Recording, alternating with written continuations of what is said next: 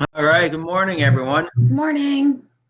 We're hoping you're there. So before we get going, I guess welcome. Thank you for joining us on part two of our three-part stress management series. What I will ask you to do in the chat to say good morning, say hi in some type of way. Let us know where you're from, and also let us know if you were with us last week. So as an example, good morning from Borden. Saw session one. You want me to share that, Nat? Maybe.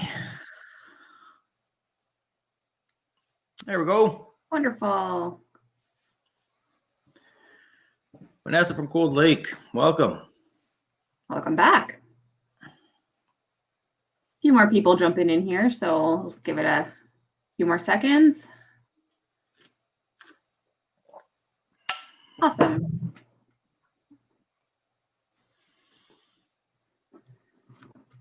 For those that it is your first session, we'll do I don't want to say a quick review, but a quick and good review, get you caught up. And for those that saw session one there, a good little recall. Jaden from Penticton, all right.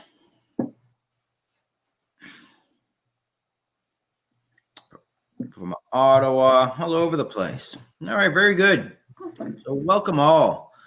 So my name is Nathaniel Smith. If you don't recall from if you weren't here last week, I go by Nat.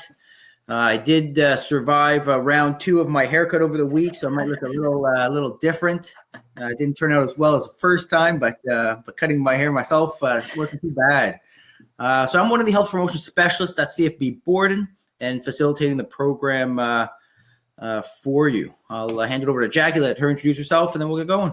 Awesome. Good morning, everyone. My name is Jackie Pritchard. I'm also a health promotion specialist in Borden as well. I haven't had a haircut since this whole thing happened, like Nat, so hopefully soon. Thanks for joining us all today. I'll be covering kind of the second half of the presentation this morning, so we'll talk to you all soon. All right. So as per every other session, again, we're asked to cover these points. So the presentation that we are delivering is property of the Department of National Defense. Some issues may not be appropriate for children, so it is at your discretion since we can't control who's at the other end of the line. And last but not least, this is being recorded. So again, you will be able to review the material that is covered a little bit later on CAF Connection. I'll put out a poll to share a poll with you all so that we find out who's with us today. While you're doing that, Nat, I'll just let everyone know that the link to all of the recorded webinars, so Health Promotion has been doing this for a few months now. The link is on cafconnection.ca, but you can also, it's going to take you to our YouTube channel. So if you just search CFMWS on YouTube, you'll see all of the archived health promotion webinars in there, organized by topic. Oh, perfect. Have I gone viral yet? I haven't checked your stats, but I'll let you know. Maybe this is the one. This is the one. Very good. All right. So this is our three-part series, a little bit of a schedule there for our three-part series. Last week, I'll go into detail in a second here on what we covered, but we talked about stress and how stress happens. Today, we're very much introducing the ACT model, which stands for Accept, Create, and Take Charge. And we're going to move on to taking action. So session one was really looking at the foundation of stress. We got into a little bit of a last minute kind of tool, but today we're really going to start introducing quite a few different tools to help manage that stress. And next week, we're going to add even more to that, looking a little bit more into lifestyle and how to keep that going through different items. So that's, again, a kind of review of the three sessions. So review of week one. So the first thing that we really covered was defining and talking about stress. So again, I use that equation, S equals P greater than R. So stress occurs as the pressure is greater than. What we discussed around that with regards to pressures, both internal and external pressures. So external are the pressures that we don't necessarily have control over. All the different things that we run into, we can't avoid those. The internal stresses we have a little bit more control over. Those are the things that we tend to place on ourselves, unrealistic expectations, certain lifestyle choices that we all have. We either take control of those to help us manage our stress, or we don't, and it increases our stress. So that was a little bit on the pressures. The R in that equation, the resources. If we are not focusing on our resources, eventually the pressures are going to exceed what we're doing, and we're going to start to see those negative consequences of too much stress. So again, what can we control are those resources. So we place our time, our effort into those resources, and we can handle the everyday stress that we tend to run into. What counts as our resources? Pretty much anything and everything that can help. People, courses, knowledge, and everything that you do for yourself. Sleep, nutrition, physical activity, time with others, time for self. So again, our resources is what brings us back towards the green in the mental health continuum model. We covered that a little bit. And if we're closer to the green, again, when those pressures happen, when stress occurs, we're more prepared to deal with it. If we are not focusing on the resources and we're sliding further down that continuum, again, that small little stressor that we can typically handle doesn't turn out that way. So again, what can we control? Our resources. And that's what we're going to really start focusing on today and next week.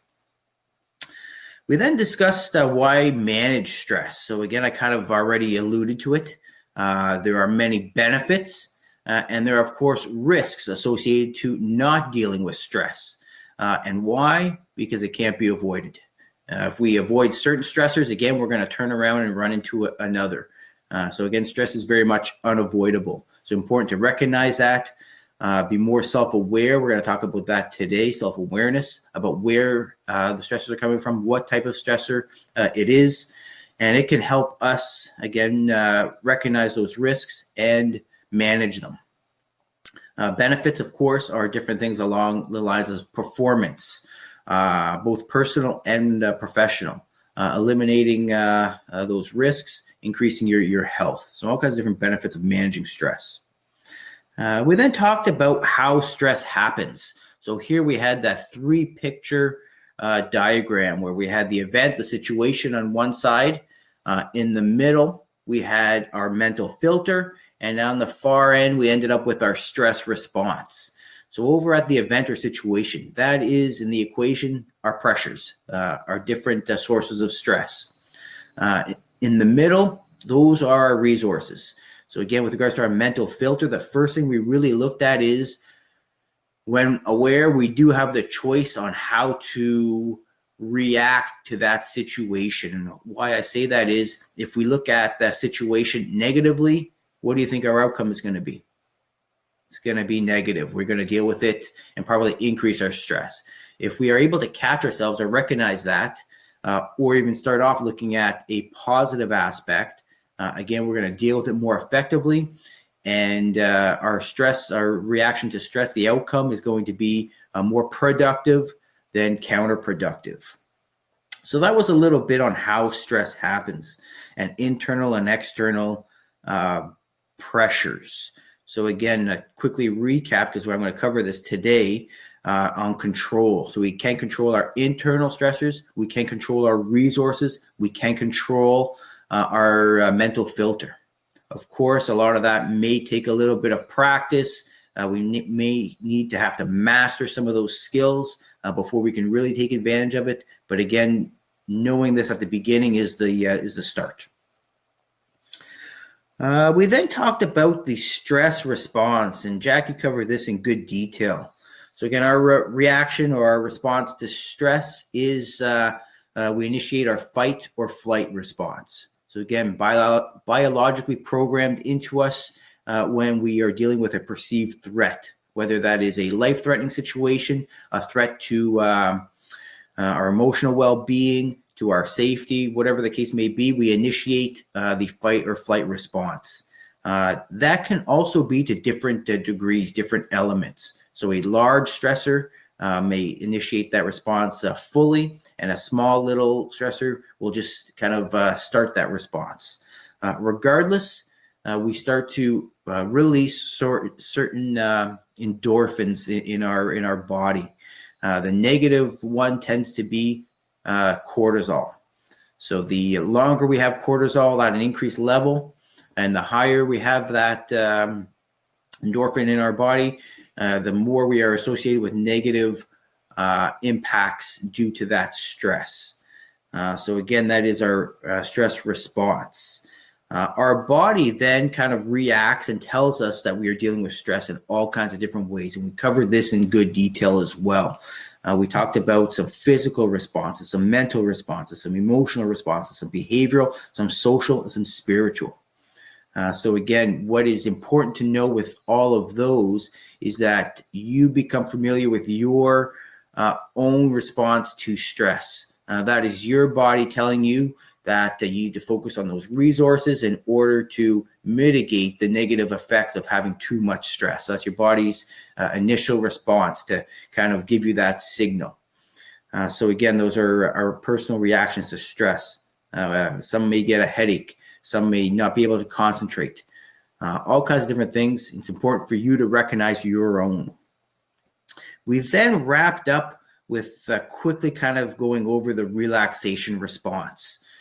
So this is more or less the opposite of the stress response. This is where we are trying to bring back down our emotions, our endorphins, so that we are back to that homeostasis kind of stage where we're more comfortable.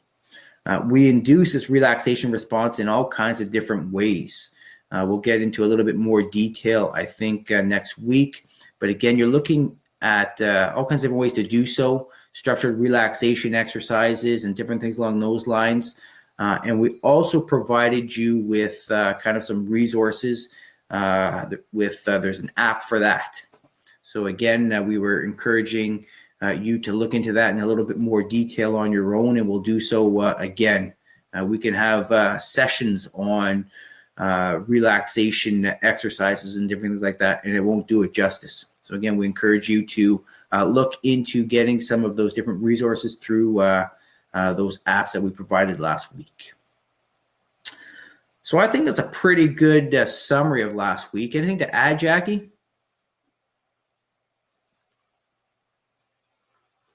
No, I think that was a good review. We'll be touching on a few different pieces kind of as we go through today that we covered last week as well. So if there are questions that come up, just feel free to drop those into the chat box there. All right, perfect. So let's look at today's material. I want to start off talking about change. So change, do we like change? Typically, the answer is no, right? Again, some people will enjoy change. They enjoy the change of pace, change of scenery, etc. However, most do not. And you can read what's on the slide here. And it's very similar to our perception, our reaction, right? The exact same thing here with regards to change. It's not the actual change that causes the stress. It's the way we view that event. And last but not least, why do we not like change? When I have this conversation with individuals, yeah, exactly, right? It's some work to get through that change, but typically worth it at the end. Change needs to happen for all kinds of different reasons. But what it comes down to when I have conversations with individuals around change is it comes down to fear, right? Fear of the unknown, fear of losing something that we currently value. So whether that's the process, the procedure, our comfort. And finally, the other big aspect is fear of not having control. So if you think about that a little bit, when we are involved in that change, when we do have some input, when we have a little bit more control over managing that change, we deal with it better. So it comes down to a little bit of that control. And that's what we're going to be talking about in a little bit more detail today, right? Control. So again, change increases our stress, but it comes down to control. And I pushed this earlier too. So what have we already learned about control, right? Where do we have it? If we look back to what we've covered, we have control over our resources. So when times get busy and when change happens, perhaps we're preoccupied, trying to figure those different things out. And at times we put aside our resources. That might be our workout for the day, might be our amount of sleep. So I have to learn the new process. I got to get through this manual. What am I going to do? Increase my caffeine consumption, my unhealthy foods, to stay up later in order to be able to get that work done, right? So at time we put aside our resources. It's okay for that to happen, but if it continues, we're eventually going to see that not focusing on our resources leads us to those negative aspects of stress. So again, we typically do have control over our resources and need to focus on those. Our mental filter.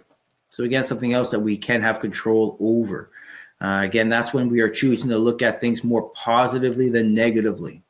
And the same thing with regards to our internal stressors. We've got control over them, a little bit more challenging to change. But if we are aware that we are perfectionists, that we like to procrastinate or whatever the case may be, if we can identify these, we can work at altering how it impacts our how we deal with our stressors. So again, that's a little bit on control. So again, we'll expand on that a little bit later on here. So let's talk about the ACT model. So again, this stands for Accept, Create, Take Charge. And this is going to be the model that we're going to use for the remainder of today and a bit of session 3. So this first section is going to really focus on the A, the accept. And you can see here, accept what is. So we can expand on that by kind of identifying that this is our ability to accept stressors for what they are, to really be able to identify where and what type of stressor we're dealing with. The second part there, the C, create a vision of what you want. So we're going to talk about how to create a stress management kind of lifestyle that you want to incorporate in order to manage the stress that comes into your lives. So that's really the second section that Jackie's going to focus on here, the end of the second half of today. And last but not least, take action. So after creating that vision, the next step is to take charge and to take action to make that happen. So again, we're going to look at some different things on time management, on work-life balance, and different things like that. And then we're going to talk about how to make that happen. And that's really looking at the first aspect of where you have control and taking control of the areas that you can, so that you can mitigate the impact of the items where you don't have control over. So let's look at a few. I'm going to get you to write these down in the chat, actually. So we're going to look at change and control and talk about stressors unique to being within the military community, wearing the uniform. So what I'm going to ask you to do in the chat is to think about some unique stressors that are a little bit more prevalent with members in uniform. So you as a CAF member, what are some stressors that you perhaps have to deal with a little bit more so than other employments or other civilians? So write a few of those down in the chat.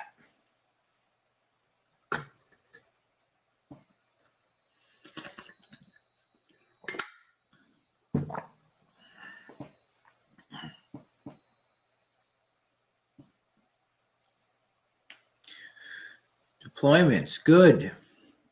I'm going to show you a list here shortly. Good.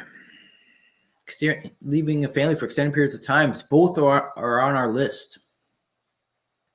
I'm going to show you a list of the, we'll say the top stressors that are unique to being a CAF member.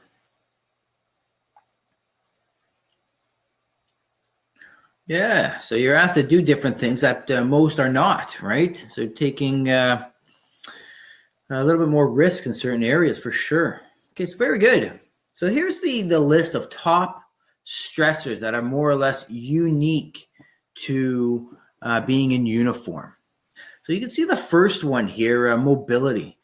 So again, you're asked to move more often than most, right? So again, postings, right? So again, that change. If you think about the first thing that we talked about, change. Most of these are all looking at different changes.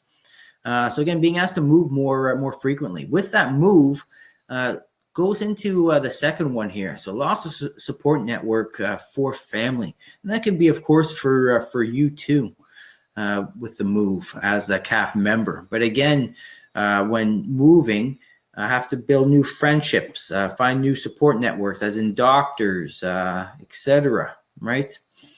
Family separation. So you mentioned those, right? So those are deployments, those are taskings, those are trainings, courses, right? So all kinds of different family separations that you're asked to do more often than most. Next point on here, balance. Work, family, personal, right? Where is the balance? And we'll talk a little bit about that today. So I won't get into that in too much detail. But again, that will fluctuate depending on your stage in your career, stage in your personal life, etc. But again, that will fluctuate. And the last one that tends to be brought up quite often is a military culture. So again, being in line with the culture within the CAF, and whether or not that falls in line with some of your values and different things like that, and or your families, right? So different things along those lines all intertwine with regards to some of the stressors that are unique to CAF life. So with all of those stressors, as well as change and control, that all brings us to the personal power grid. And we're going to relate the personal power grid to all of that. And this is really the first big tool that we're presenting to you. So this personal power grid is a tool that can help you identify kind of what a stressor really is for you and where it kind of fits in this grid. Once you do that, you can then decide on how to mitigate the impact or how to better take control of what you can in those situations. So more or less, what we have in this grid along the two axes is where you have control on the top, and along the vertical axis here, whether or not you take action.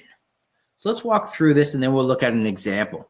So when we have control of a situation or a stressor and we take action, that's known as mastery. So this is where, again, you have control and you decide to take that control and take action. If we go down the list here and you have control and you don't do anything to mitigate the impact, that's known as quitting or giving up.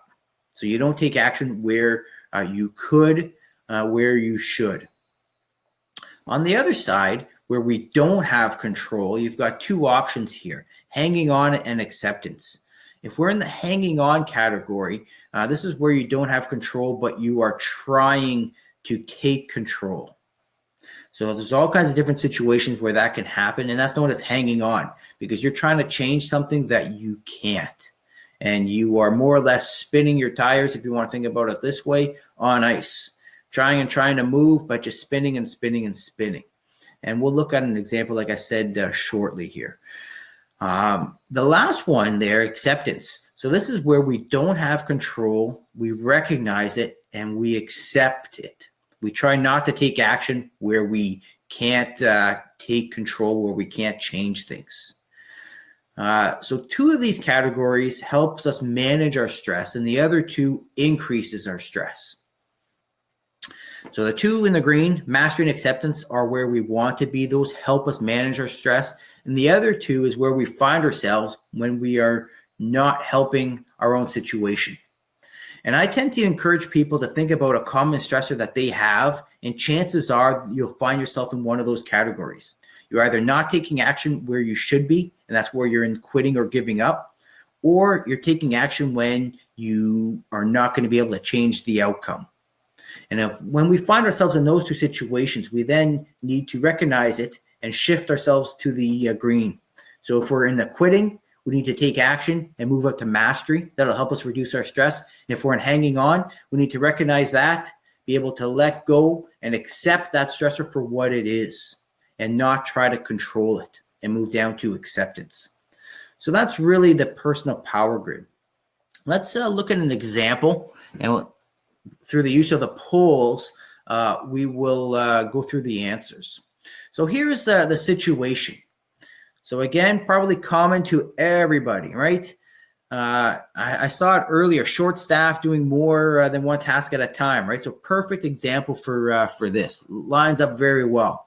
So at work, you've been asked to take on an extra task. And of course, what can happen? We can all have mixed emotions about it. So that's the situation. Now, what I want you to do with in these polls is the first one I'm going to ask you is to identify which action is an example of a mastery. So again, this is where you have control and you take action. So I'm going to share that and have you guys fill that out. So with this situation, which is the example of the mastery category?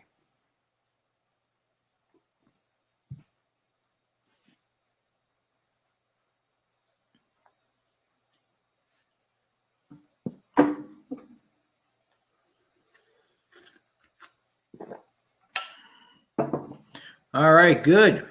100% correct here. So again, in this situation here, the mastery category, the example is that we use the resources and we complete the task. Let me share one more here.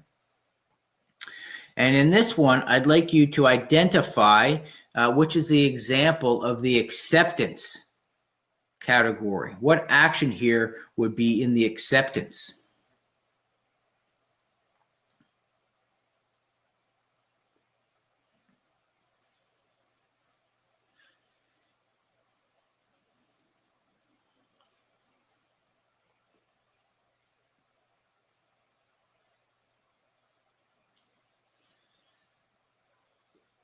Still waiting on a few. All right, so a little bit varied board. So I'm glad I see that because we all have different perceptions of what fits into each category. So that is something that is fairly interesting. However, the majority did get it right. So again, if we are using our mental filter to look at a little bit more of the positives and accept the stressor for simply what it is, we would perhaps recognize that maybe it's our turn. Maybe I'm going to grow from doing this task. Maybe my supervisor believes I'm most capable of doing this task at this time, right? So what we are doing is we are recognizing and accepting the stressor for what it is in this instance. Now, the other two examples are for the other two. So not doing anything and eventually getting jacked up. So what we're looking at there is quitting, giving up. You'd find yourself in that category, not doing a thing about it, and then eventually getting jacked up. And how I pointed out with this situation is what's going to happen at the end of it all? You're going to end up having to do the task anyways, right? So you're going to end up being right back in this category and eventually get into that mastery, but after a heck of a lot of extra stress that you've added onto yourself. And the last one on there, complaining and trying to get out of it. So this is where you're spinning your tires on the ice. You're trying to hang on to, if you want to look at it this way, not accepting the change, not accepting the extra task, in this case, the change, and trying to take control over it when you can't. And if we were recognizing ourselves and catching ourselves in that category again, by implementing a little bit of that acceptance and realizing, it's my turn to do this. Maybe the next extra task won't be on my plate, and then just doing it, right? And there's different ways on looking at all of this. Taking control of it in mastery might be talking to your supervisor, right? And explaining whatever situation. So that's a different view on it, right? And that's how we all have different perspectives, different ways to look at it. However, you can clearly see the difference between not taking action and staying in that quitting and giving up, increasing our stress, and then staying in the hanging on, where we're trying to change things and not take control of what we can, right? Once we identify ourselves in those categories, we can take action to shift us to the green. And that's really the extent of the personal power grid and how we can use this. You can use this for upcoming stressors, and you can also use this for past stressors. So why am I always dealing with a certain one? Look at the personal power grid, and chances are you'll find yourself in one of the categories that increase your stress. So to wrap up, this is the ultimate goal of the personal power grid. And again, this doesn't just happen through practice, through self-awareness, through being able to slow the process down and think about where the stress is coming from. We come to this. So again, I'd like the serenity to accept the things I cannot change, the courage to change the things I can, and of course, the important part, the wisdom to know the difference. So that's kind of summing up this is a serenity prayer there, summing up the personal power grid. And again, that's not just going to happen, but it's something to look at increasing your self-awareness and your ability to recognize where you're at and to take control when you can. Any questions on the personal power grid before I hand it over to Jackie?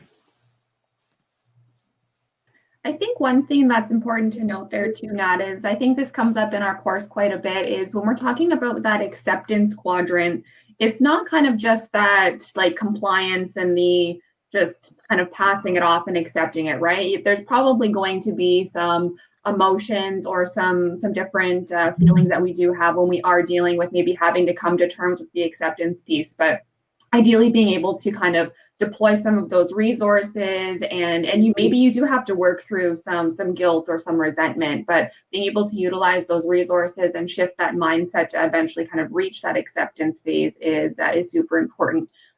Deployment is a perfect example, right? It's something that we know we might have to deal with, but if we try and fight that, we're not going to be kind of accepting that, but it's probably not going to be just a 2-second, okay, yep, that's that, right? There's probably still going to be some emotion that goes along with that and different impacts that you're going to have to deal with.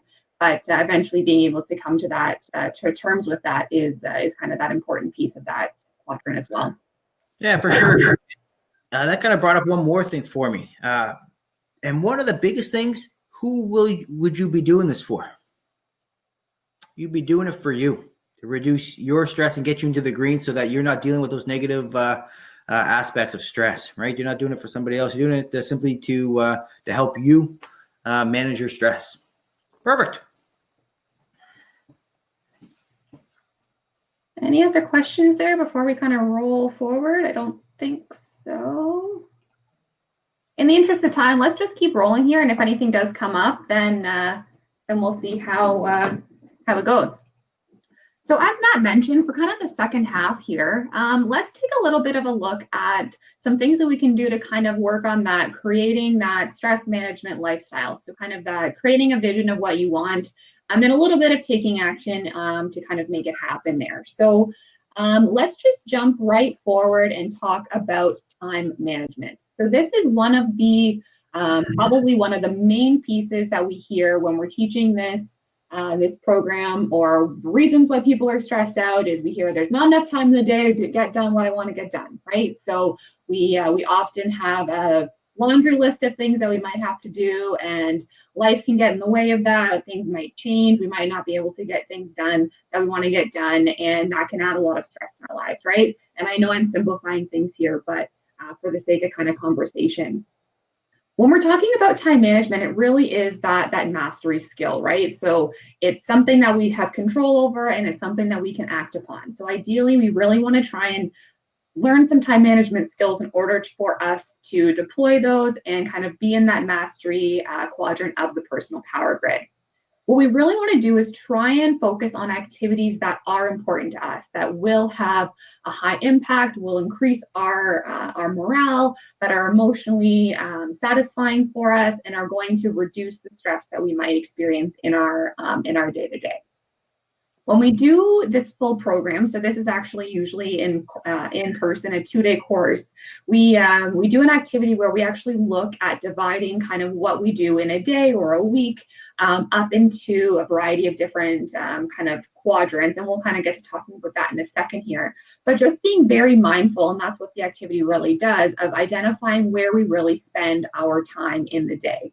So what are we doing? How can we maybe be bettering, being more productive with our time if we're getting sucked into things that are not going to be fulfilling or not going to help us get to completing our goals? All of those things could be potentially adding stress to our lives because, again, ultimately, we're not getting completed what we really want to get done.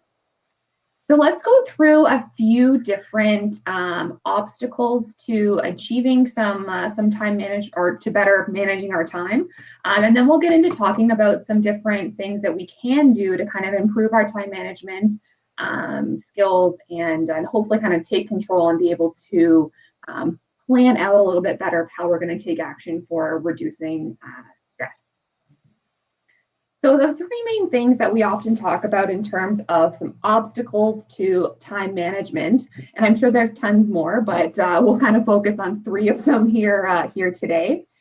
We tend to focus on perfectionism, procrastination, and then boundaries. So being able to say no. So we'll go through each of these, but really what we're going to be looking at is all three of these different things are things that we do have the ability to influence and change.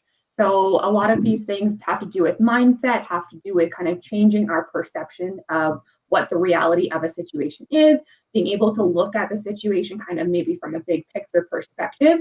So all of these pieces we do know are kind of, if we remember back to last week, an internal kind of stressor, right? They might be mind traps, they might be personality types, those types of things which we know we have influence over and can change. So keeping that in mind as we kind of go through, these are pieces that we can kind of look at altering within ourselves to maybe help us better our ability to manage our time. So let's talk a little bit about perfectionism. And I often ask in the group who is a perfectionist, and there's usually a few people who throw their hands up when we are teaching this in class, and we usually get into a bit of a discussion. It can be a little bit harder on the line here, but does anyone kind of self-identify as someone who is a perfectionist? I know I have perfectionist tendencies, for sure. A few people are chiming in there. So we definitely see that, and it is kind of one of those personality types that can be very, very good, but can also hinder our ability to manage our time effectively. So oftentimes when we talk about people who are perfectionists, they're looking to please others, right? They really want to ensure that everyone is around them is happy and things that they deliver are going to please them. And that can be a really great thing. Sometimes there is an option there that there is a fear of failure, right? You don't want to fail. Maybe you don't want to try something new, those types of things. And again, that kind of goes back to that control piece. As we mentioned, it is an internal stressor, so we can do a few things to affect change within that. And oftentimes it is that perception piece, right? So it's kind of the pressures that we place upon ourselves to excel, or we set the bar super, super high. And if we don't achieve that, then we're not being a success. But who's setting that bar? It's ourselves, right? And oftentimes we're the hardest critics upon ourselves. So a couple things that we can kind of look at in terms of maybe adjusting this a little bit, and this one is one that I tend to get into a little bit more, but we'll see how kind of if there's any questions that come up about this. But adjusting basically the perfectionist mindset of having to succeed to 100% every single time, and I like basically looking at things as like the 80-20 rule. So 80% of the time, I'm able to excel and succeed and reach that 100%, and then I can accept that 20% of the time I might not make it all the way to that bar that I set for myself. And that again is a lot to do with kind of those mind traps and those different things that we maybe set for ourselves, those perceptions that we often associate for our kind of achievements, and being able to effectively kind of say something is complete. We could belabor tasks as much as we want, but really we need to kind of focus on making sure that we are moving forward and achieving other goals. Using ideals, so using kind of those 100% as guides and maybe not absolutes, right? And again, that kind of goes back to changing that mindset a little bit. And I know this is easier said than done, but just a few things to kind of keep in mind. So kind of adjusting that all or nothing mindset to better achieve your tasks and get some things accomplished. When we look at procrastination, this is another one that often comes up, potentially kind of on the other end of the spectrum, if we were to kind of look at things here. And oftentimes this is when we kind of let things pile up. Maybe we don't know where to start. Maybe it's an unpleasant task. Maybe we don't know how to do something and we're afraid to fail. We think someone else might do it, and maybe too much to do and not enough time, right? And I think this is kind of where a lot of us can kind of get stuck into this piece. So why even bother starting something, right?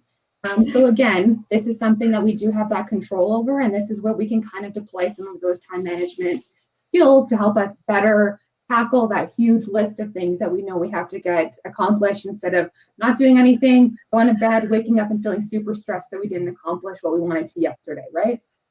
So a few kind of tips for this one, maybe being accountable to someone else, setting some rewards for yourself, right? There's nothing wrong with that.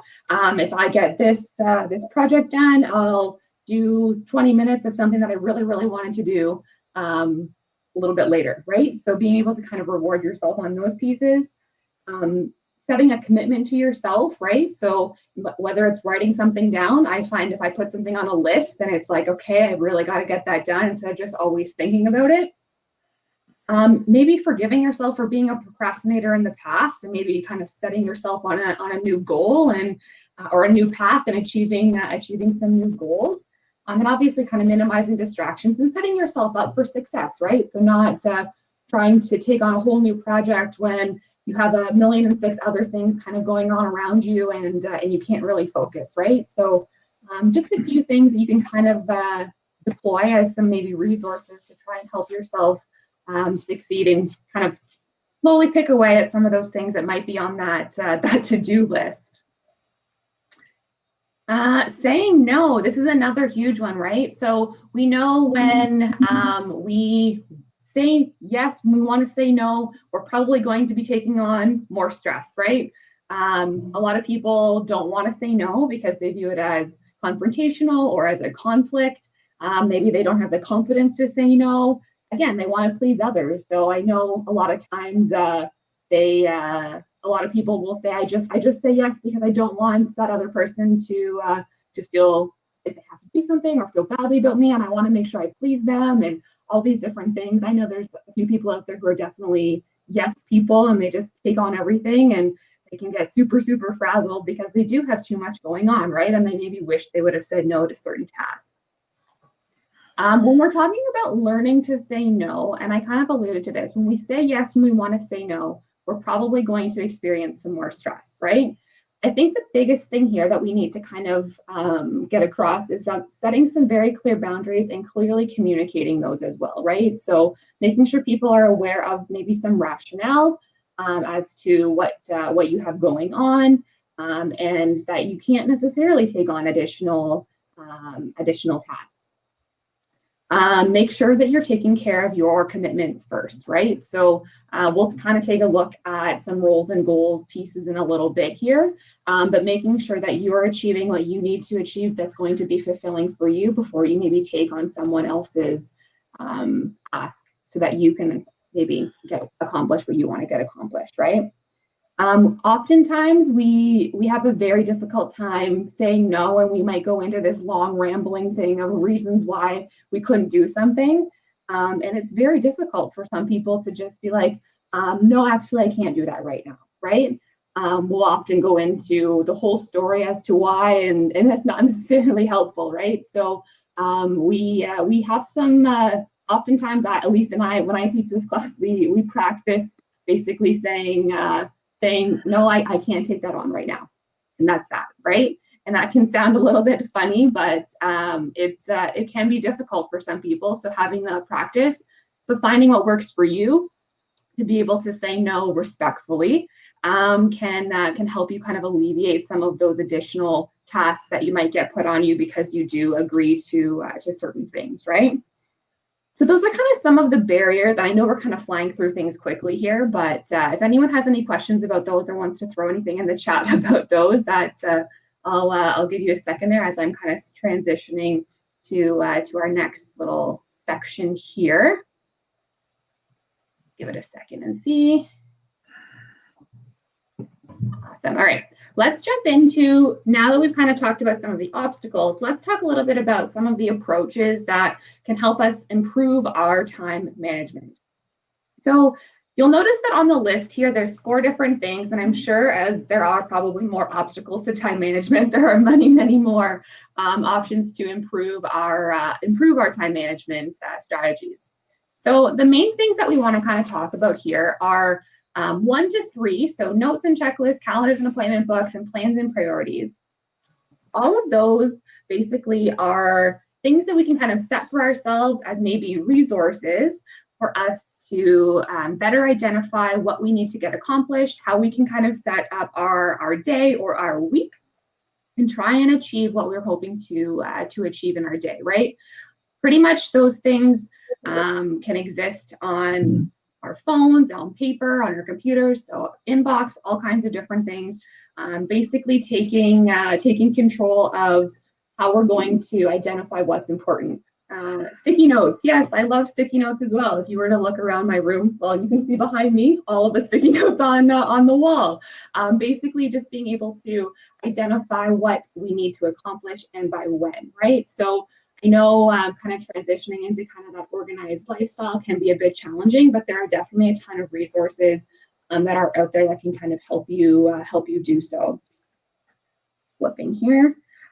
Basically what we're looking at when we're talking about notes and checklists, calendars, setting up our plans and priorities, this is basically improving our efficiency while we're trying to get some tasks accomplished, right? We know we only have a certain amount of time in the day.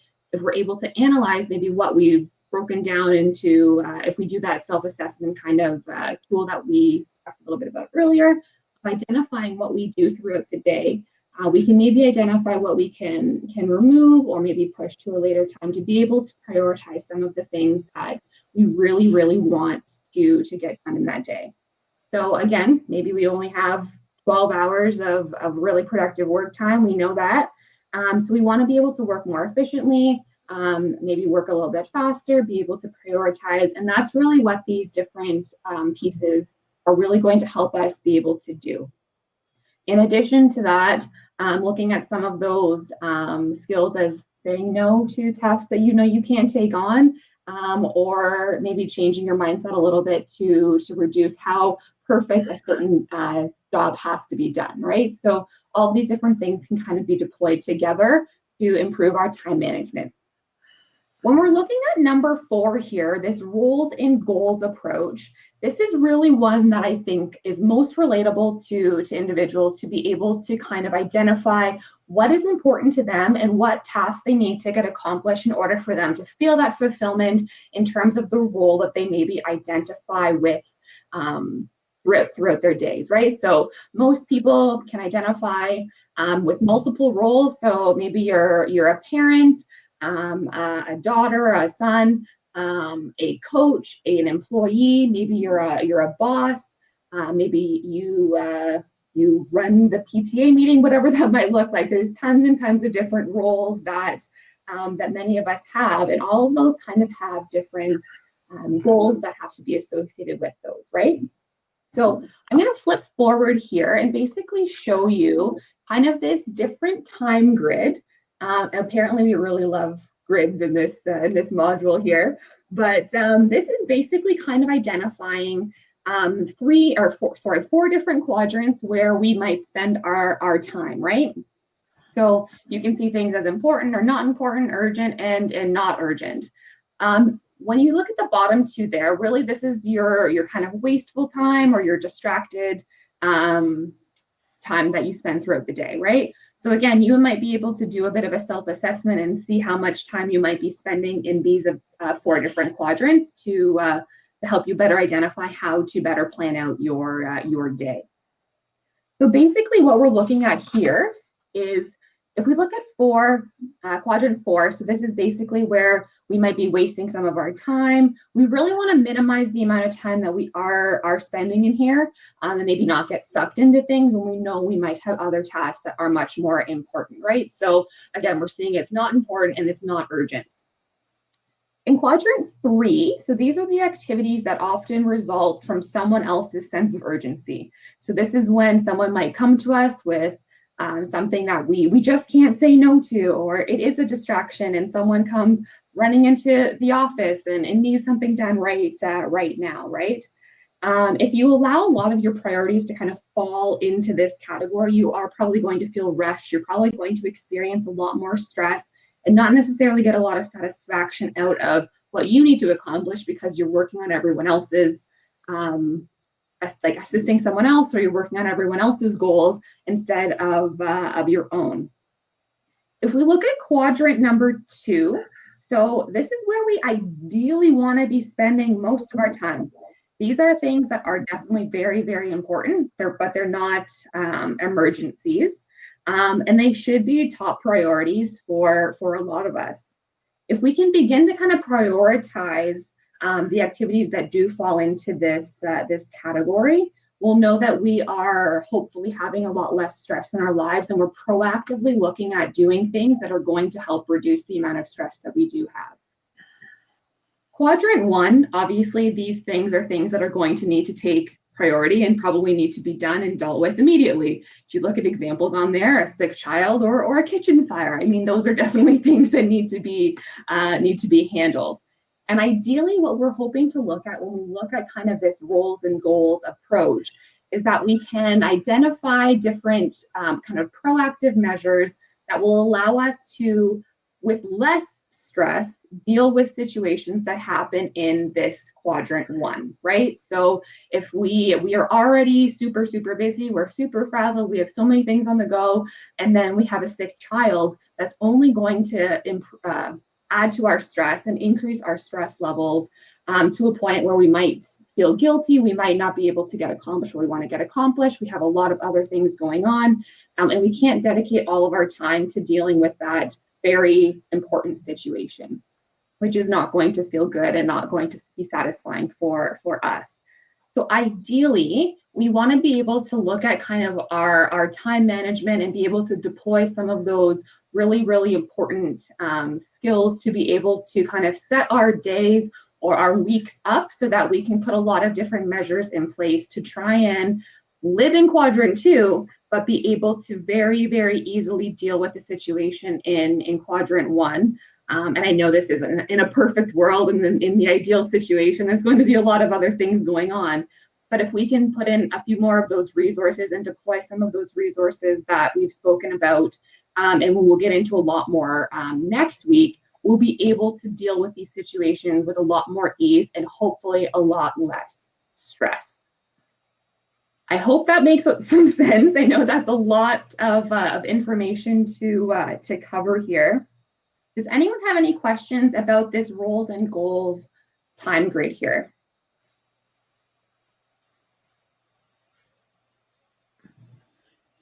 Okay, we'll keep going.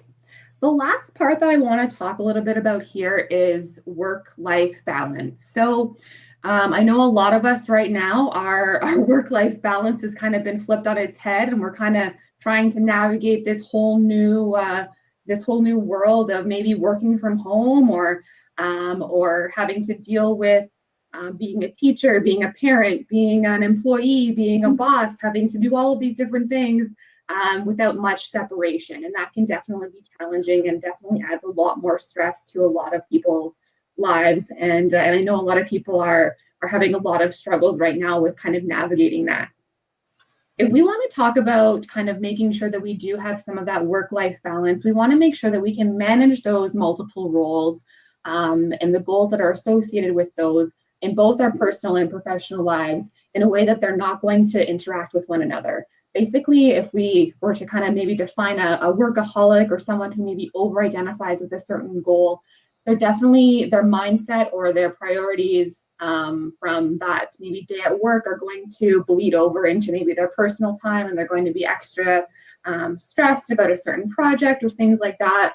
And maybe they'll be working into the wee hours of the morning, trying to get something done after they've put maybe the kids to bed, right? So we're starting to see a lot of these kind of overlaps, and it's definitely going to increase our stress levels and negatively affect our overall health, as we kind of spoke to the impacts of that last week. So basically, when we look at this, we want to make sure that we are basically making both of those roles that we identify within our lives work for us, and that we set goals for each of those. So a couple things to kind of keep in mind here is setting some very, very clear boundaries on ensuring that we can still be those people that we want to be, get a lot of satisfaction out of those different roles, but make sure that they're not necessarily kind of melding into one and influencing one another. So if we're able to set some boundaries, this is maybe setting some very clear time in your calendar for a certain task or activity, not bringing your BlackBerry or not checking your BlackBerry after 5 o'clock if you have one, or maybe making sure that you do have open communication with maybe your coworkers to let people know that you are not available from this time to this time because you have other priorities. Maybe it's a dance recital, or maybe it's something like that that you know you have to get to, right? So being very conscientious of setting those boundaries and sticking to them. The other piece in here, which I really like, is building in some of that transition time. So if you have a 30-minute commute to work, maybe that's kind of your time to decompress from what you've talked about, or maybe what you've stressed about all day, before you enter kind of that home life and are able to dedicate all of your time and your energy to spending quality time with your family or your friends for that evening, and not necessarily stewing on some of the daily stressors that you experienced during the workday. So I like that that transition time piece is super important in kind of my day to day. I do have about a 25-minute commute to work, and I find it super helpful to not kind of be dwelling on something or prioritizing what I need to do at work the next day all night long, right? So that I find is super important to me. Right now, I currently have about a 2-second commute to work when I walk into my office. So I do find that I've had to kind of deploy a few different resources to kind of build in some of that separation into my life right now. And I'm sure a lot of people are kind of dealing with that as well. But if you're very clearly able to kind of identify those roles that you identify yourself with, and then the goals that are associated with those, it's pretty much a lot easier to help you kind of identify what you need to accomplish and when you want to be able to do that. Ultimately, if you're able to kind of look at what you need to accomplish in the day and the roles that you associate with, you're going to be able to get a lot more satisfaction out of your day-to-day. And it lets you really focus on those important things that are really impactful within your life, right? So your family, your friends, maybe it is some of your work responsibilities at the appropriate time. And basically, you're able to kind of build in that balance between what you need to accomplish at work and what you need to accomplish within your personal life, and be able to get satisfaction out of both of those. So ideally, we can maybe write down some of those roles that we identify within our lives and things that we need to do within those, and that will help us work through deploying some additional resources to help us accomplish those tasks with the least amount of stress on a day-to-day. Now, is there anything else you want to add about that little section there? Quickly, I guess, with regards to work-life balance, there is no perfect equation for everybody. I kind of mentioned earlier, it will shift. So if you are at a demanding position in your career, for example, the balance may shift a little bit more towards there at the time. And vice versa. There may be other times where your priorities shift a little bit more towards your personal life. What's key with when that happens is to be aware of it and to be happy with the time that you're able to spend in each category. So, for example, if you end up working 10 working hours, we'll say for a good period of time, when you are at home, like Jackie mentioned, you are at home. The BlackBerry is not taking over at that point there, so that you're happy in your role in your personal life, whatever that is, parent, spouse, etc. You're happy in that 2 hours that you can spend there. And then when you are pulled in another category back to work, for example, you're happy with your time there. So that's what the roles and goals is about. Absolutely. I had one example when I taught this class where an individual said, well, I'm bringing my computer home with me at night so I can get another about hour or so work done in the evening, so that I can spend the entire weekend doing activities with my kids. And that was a priority that they identified within their life, and it was working for them. And they were like, oh, well, should I not be doing that or whatever? And I'm like, well, no, like that's really what you've identified as what's important to you, and that together time on the weekend with no work distractions is really what you prioritize and what you value. So if it's working, then it's working, right? It's identifying what's going to work for you. So just as we wrap things up here, just a quick review of kind of what we talked about. I know there was quite a bit of content today, but we talked a little bit about the unique stressors that military life has. We went through that personal power grid, so trying to identify different tasks and be in that mastery or that acceptance quadrants as those green areas of lower stress, hopefully. If we have poor time management and work-life balance, we probably will have more stress. So hopefully we were able to kind of identify a few different things that you can maybe work on to improve some time management skills and really focus on what is important or essential to you. And the main thing is that we do have a lot of control over the stressors in our lives, particularly those internal stressors that we place upon ourselves. So next week, we will be getting into a lot more of the different strategies and coping mechanisms that we can utilize to improve our stress management lifestyle, and hopefully have deal with less stress on a day-to-day, or not deal with less stress, but deal with it more effectively on a day-to-day. If you were on last week or have been on any health promotion webinar, you've probably seen these resources, but there are quite a few that are available to CAF members and family members. And there's kind of a list of those there. If you visit CAF Connection, all of these are available for you as well. So I'll lift that up there for a quick second. And while we do that, I'm just going to push the final two polls here. So if you wouldn't mind just finishing those out, filling those out as we finish up here, that would be wonderful. Just the last two questions there. And is there any other kind of questions as we wrap things up here? We've kind of come to the end here and gone a couple minutes over our hour, but I think there was quite a bit to cover today. Awesome. Well, if that's everything from everyone that's on the line, we'll sign off here, and hopefully you can join us next week, same time.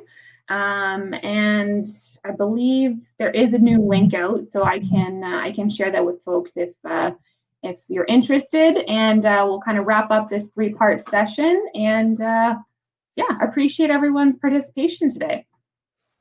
Yeah, great week, everyone. Thank you again.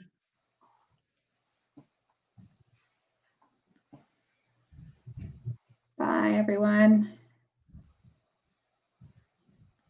Just make sure those polls are done there. Some people answered them. Awesome. Yeah. All righty. All right, bye, everyone. All good. Have a good one. Take care, Jackie. See you next.